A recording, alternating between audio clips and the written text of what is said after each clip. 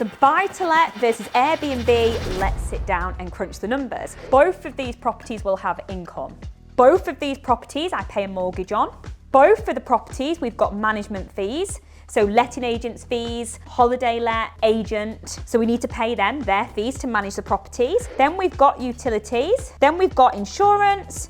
And we've also got housekeeping costs, which I'm going to say HK, housekeeping. So actually cleaning in your laundry for your Airbnbs. We are going to have the total costs, and then we're going to look at the profit. So normal income for this buy-to-let, £2,200. Income for my Airbnb, this is at about 70% occupancy, and this is about £9,000. Now this Airbnb does have hot tub, it does have a games room, we get extra nightly rate because it's got those. Mortgage, I'll keep the mortgage the same, 1522, because they're the same price property. Then we've got management fees. Now for a buy-to-let, this is typically 10% of the rent, so £220. Airbnb, you're looking at about 15 to 25%. So I've kind of gone in the middle here and I'm thinking £1,800. Now, utilities for a buy-to-let, zero. You don't pay them, your tenant does. Airbnb, you're going to pay the utilities, and I've put here about £300. Now the insurance for a buy-to-let, just with rent guarantee and stuff, you're looking at about £25. For my Airbnb, I'm probably looking at about £40. It isn't that more expensive because you're still covering the bricks, mortar and contents, but then you've got for having guests and your public liability. Now, housekeeping costs, zero for your buy-to-let because the tenant does it all, the tenant's in. For your Airbnb, this can be expensive with changeovers of guests and things. So we've got about £700 for a full month because some people will stay for 7 days, that's only one clean. Sometimes you'll get bookings for 2 days or 3 days. So total cost here, £1,767 for my buy-to-let. For my Airbnb, it is more expensive to run because you're running it as a holiday let. So that's £4,362. Now, profit. We've got the income at £2,200, costs £1,767, your profits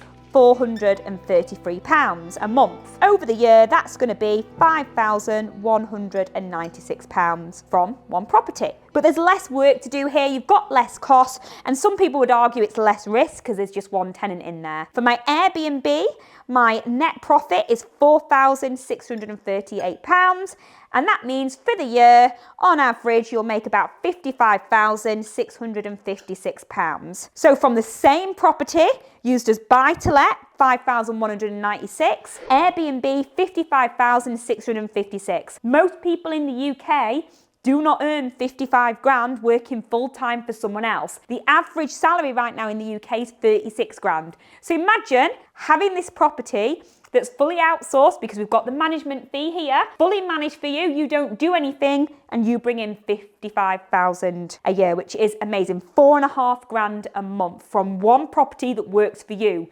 without you having to trade your time for money. Now that is wealth. 83% of you that are watching aren't subscribed. That means you're missing out when we upload new videos, new shorts, and we'll give you some of our free resources to help you build wealth. Make sure you subscribe, turn your notifications on because I don't want you to miss an episode, because one thing might be able to change everything for you. So we've seen the numbers, 5 grand versus 55 grand. Let's look at some of the pros and cons. So on a buy-to-let, it's pretty easy, isn't it? So we're going to say this is more hands-free. You've got predictable income because you know what you're going to get every month anyway. And again, you've got the asset that's going up in value. You've got someone living in there paying all the costs. So it's really simple, quite easy to do. What are the cons of a buy-to-let? Well, the first thing is nightmare tenants. Now, you're not really going to get many nightmare tenants. I think statistics show that less than 2% of tenants cause a problem. I've been investing for 8 years and only one of my tenants really caused me a problem. I mean, they put a grow house in my buy-to-let, but we're able to get him out relatively quickly. Insurance covered everything. And other than that, my tenants pay every month. Tenants want to pay, they want to have a nice time, but nightmare tenants can be a risk. And again, it's a low return on investment. It is a bit of a lower return compared to Airbnb. So let's look at the pros and cons of an Airbnb. So an Airbnb it's much more profitable. You're gonna make more money from it. It is a trading business. So if you do it right, it's classed as a business, you're gonna get more perks from it as a business. But not only that, certain Airbnbs that are C1 in planning class use, you can get tax savings. You can also use it yourself for your own holidays or the things you want to do for your family. So more profitable, it's a business, tax savings, use it yourself.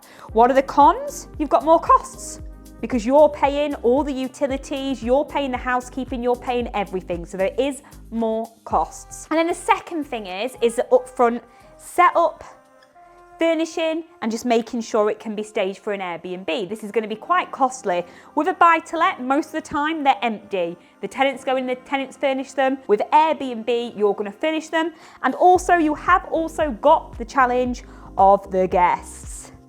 Instead of nightmare tenants, this time you've got nightmare guests. But nightmare guests are a bit less of a problem than nightmare tenants because guests don't have the right to stay in the UK. You give them a license for 1, 2, or 7 nights. So when they start causing a problem, you can get them out and you can charge them. But still, I'm going to put it on there. Overall, which one am I going with? I'm going with this one, because I want to make 55 grand instead of 5 grand. If you've enjoyed what you've seen today, then click the link below. This will give you access to my free 90-minute seminar, and I'll show you exactly how you can do this too.